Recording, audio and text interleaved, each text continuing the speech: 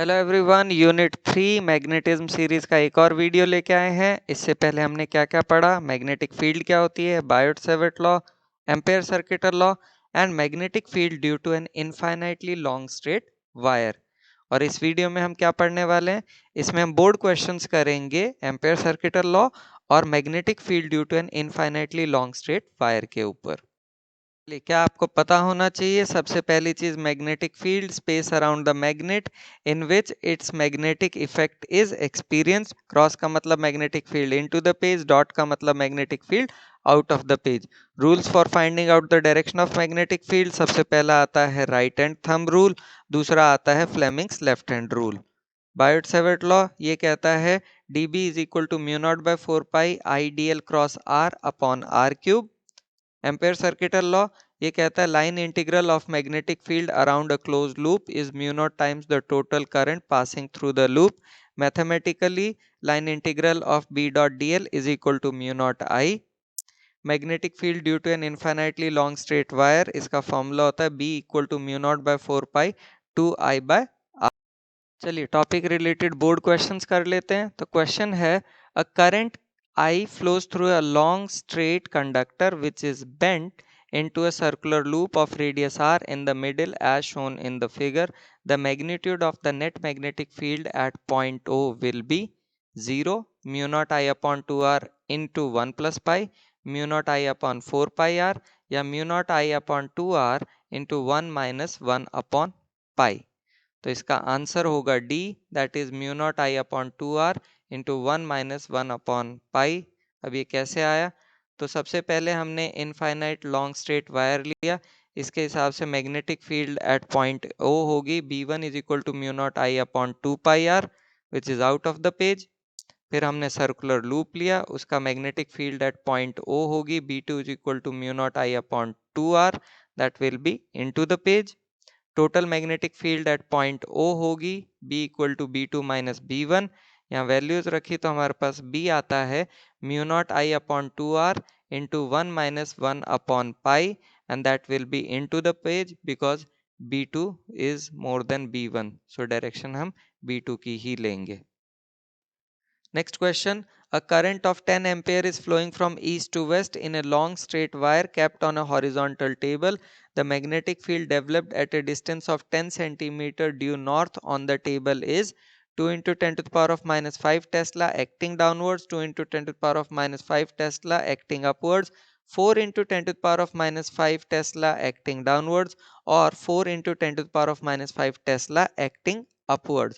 सो इसका आंसर होगा A, that is 2 into 10 to the power of minus 5 tesla acting downwards. अब ये कैसे आया, तो ये हमारा क्वेश्चन के हिसाब से हमने रिप्रेजेंट कर दिया ईस्ट टू वेस्ट। हमें निकालना है इस पॉइंट पी के ऊपर। सो हमें गिवन है आई और आर, दो चीजें गिवन है। Magnetic field for a straight wire होता है B equal to mu not I upon 2 pi R, इसमें वैल्यूज रखी तो ये मेरे पास आया 2 into 10 to the power of minus 5 tesla. तो एक इन्फो तो आ गई, मतलब सी और डी तो हो नहीं सकता, ए और बी रह गया। डायरेक्शन की बात करें तो it will be acting downwards by using right hand thumb rule, तो इसके कारण ए मेरा आंसर होता है। Next question, a current of 5 ampere is flowing from east to west direction in a long straight wire kept on a horizontal table. The magnetic field developed at a distance of 10 centimeter due south on the table is 1 into 10 to the power of minus 5 Tesla acting downwards, 1 into 10 to the power of minus 5 Tesla acting upwards, 2 into 10 to the power of minus 5 Tesla acting downwards या 2 into 10 to the power of minus 5 Tesla acting upwards।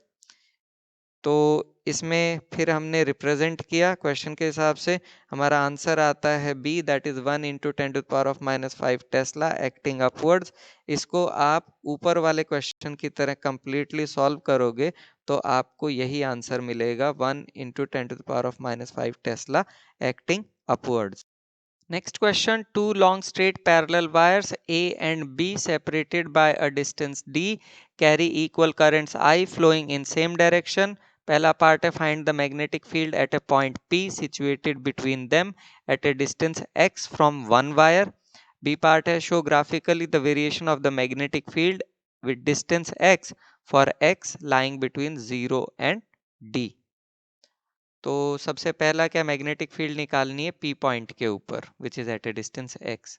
ठीक है, तो ये हमारा हो गया point A, ये हो गया P, यहाँ करंट I जा रहा है, और ये हो गया magnetic field at P due to current in wire A, that is B1 is equal to mu naught I upon 2 pi x, that is towards north.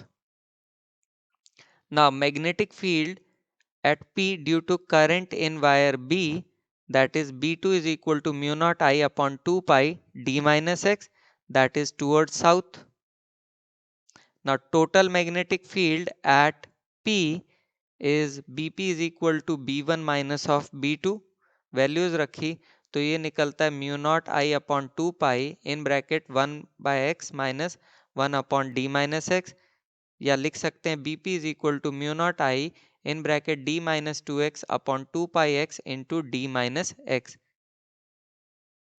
Graph अगर हम बनाए इसके ऊपर तो ये पहला, ये देखो यहाँ डिक्रीज कर रहा है और फिर ये इंक्रीज कर रहा है। Next question, two long parallel straight conductors are placed 12 centimeter apart in air. They carry equal currents of 3 ampere each. Find the magnitude and direction of the magnetic field at a point midway between them, drawing a figure when the currents in them flow in opposite directions. तो question के हिसाब से ये हमारे दो conductor हो गए, दोनों में करंट ऑपोजिट डायरेक्शन में जा रहा है, टोटल डिस्टेंस इनके बीच का 12 था, सेंटर से करोगे तो 6 हो जाएगा। ठीक है जी, R as I said is 0.12, I1 I2 is 3.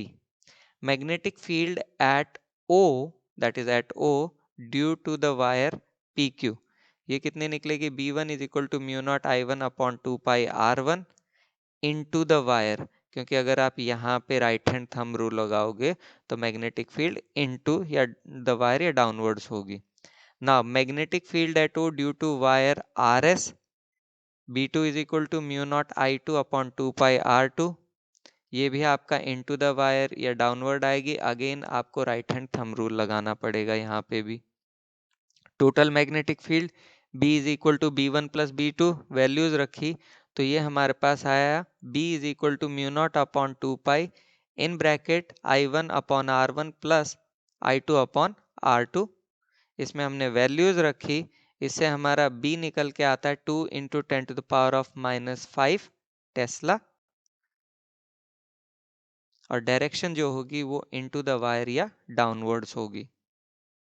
Next question, a long straight wire AB carries a current of 4 ampere, a proton P travels at 4 into 10 to the power of 6 meter per second parallel to the wire 0.2 meter from it and in a direction opposite to the current as shown in the figure. Calculate the force which the magnetic field due to the current carrying wire exerts on the proton. Also specify its direction. तो भाई हमें क्या given है, I given है, V given है, R और theta equal to 90 degree. Now magnetic field at point P due to wire AB, B is equal to mu not I upon 2 pi R, इसमें values रखी तो B आता है 4 into 10 to the power of -6 tesla. Now force on proton in magnetic field F equal to QVB sine theta, इसमें हमने सारी values रखी तो हमारा F निकल आता है 2.56 into 10 to the power of -18 newton, और डायरेक्शन ऑफ फोर्स आएगी टूवर्ड्स राइट, और we can say away from AB।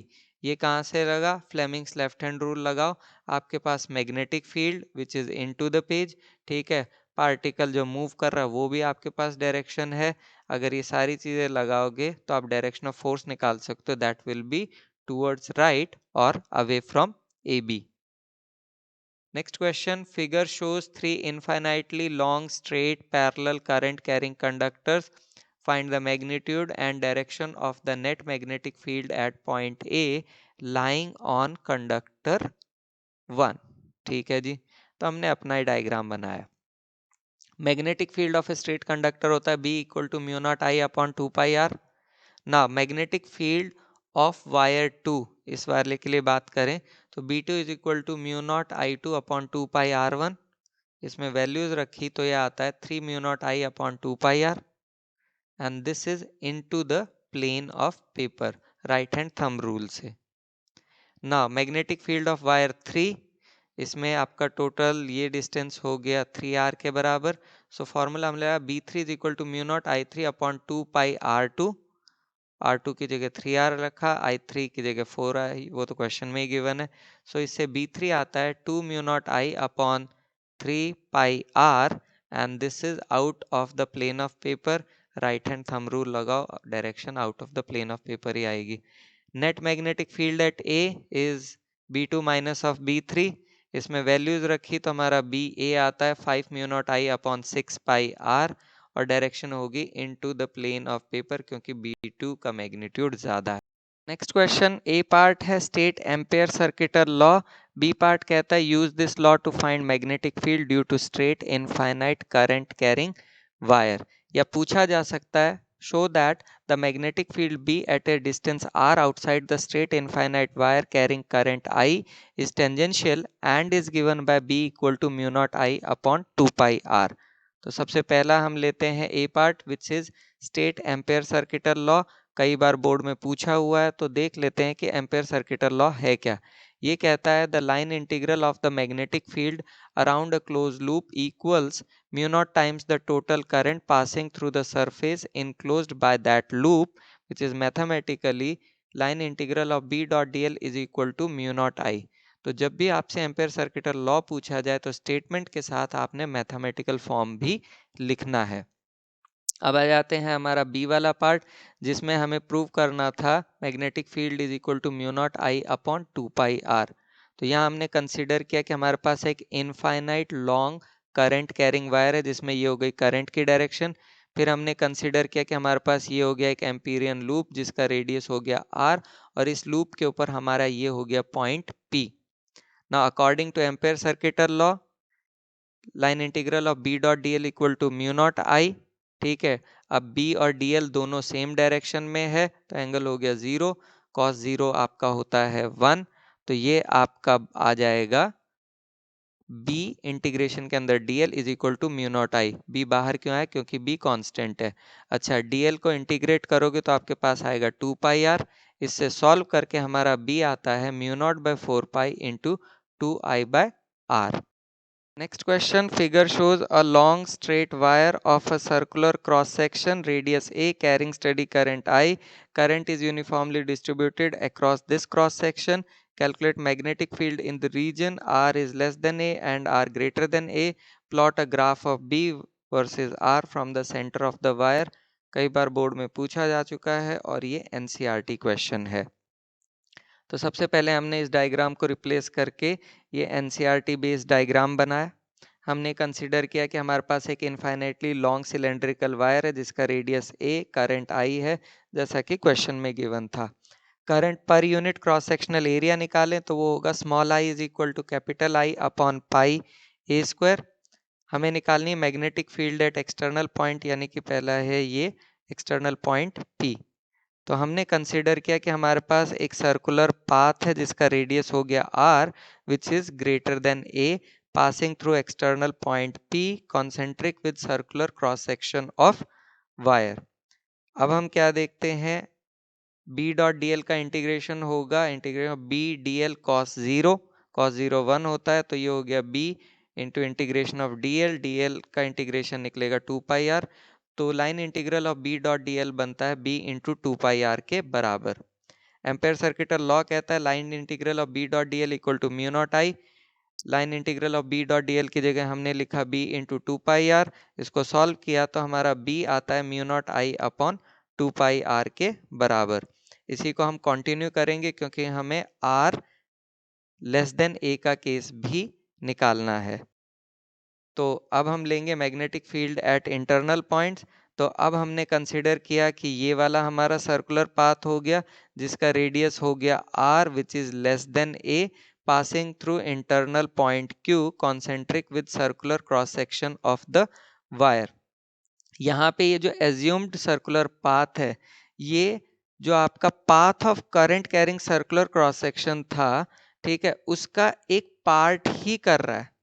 ठीक है, तो उसके कारण आपका जो करंट इनक्लोज्ड बाय पाथ होगा वो होगा current per unit cross section area of assume circular path that is small I is equal to I upon pi a square into pi r square, that gives small I is equals to capital I into r square upon a square.